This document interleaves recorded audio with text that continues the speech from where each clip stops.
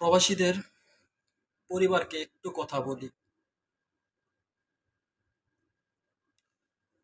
প্রবাসীরা টাকার মেশিন হলেও দিন শেষে তারাও একটা মানুষ। তাদেরও ইচ্ছা অনিচ্ছা আছে, তাদেরও আশা আকাঙ্ক্ষা আছে, তাদেরও সুস্থভাবে বাঁচার অধিকার আছে। তাই বলি, যখন পরিবারের কাছে ফোন দেয় একটা প্রবাসী, তাকে কিছু দিতে পারেন বা নাই পারেন, তাকে সান্ত্বনা দিবেন। তার মুখে যাতে হাসিটা লেগে থাকে সেই ব্যবস্থাটা করে দিবেন। কারণ প্রবাসীরা অনেক পরিশ্রম করে একটা পরিবারের জন্য কয়েক হাজার মাইল দূরে চলে আসে পরিবারের সুখের জন্য, নিজের সবকিছু বিসর্জন দিয়ে। তাই বলি, বোন, আপনার স্বামী যখন ফোন দেবে, তার সাথে একটু হাসি মুখে কথা বলুন। বাড়িতে কি হয়েছে এটা ম্যাটার করে না।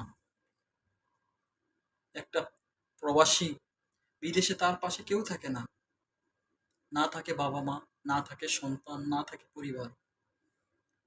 তাকে সান্ত্বনা দিন, তার সাথে হাসি মুখে কথা বলুন। সেও দিন শেষে চায় একটু সুখ।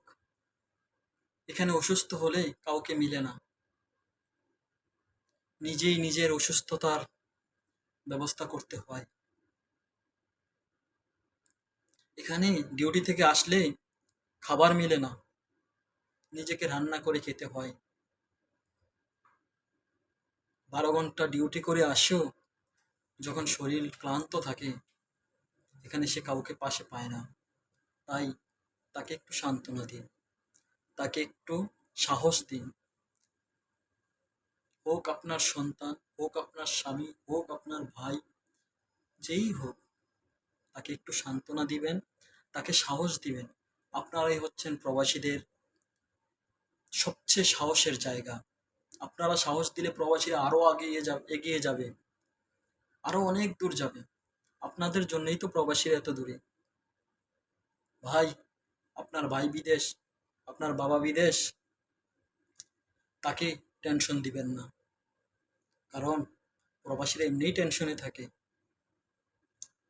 তার সন্তানের কি অবস্থা সেই টেনশন, তার মা বাবার কি অবস্থা সেই টেনশন, তার পরিবারের কি অবস্থা সেই টেনশন। তাকে আর টেনশন দিন না, তাকে একটু সাহস দিন, শক্তি দিন। আপনারা এই প্রবাসীদের শক্তি। তাই প্রবাসীদের সাথে কখনো খারাপ ভাষায় কথা বলেন না। তারা তা সহ্য করতে পারে না। দিন শেষে তারা পরিবারের কাছে একটু সুখ চায়, একটু শান্তি চায়। কারণ এখানে 12 ঘন্টা ডিউটি করার পর শরীর আর কুলায় না। তারপরেও পরিবারের সাথে হাসি মুখে কথা বলে। কেন জানেন? কারণ আপনাদের জন্যই প্রবাসী।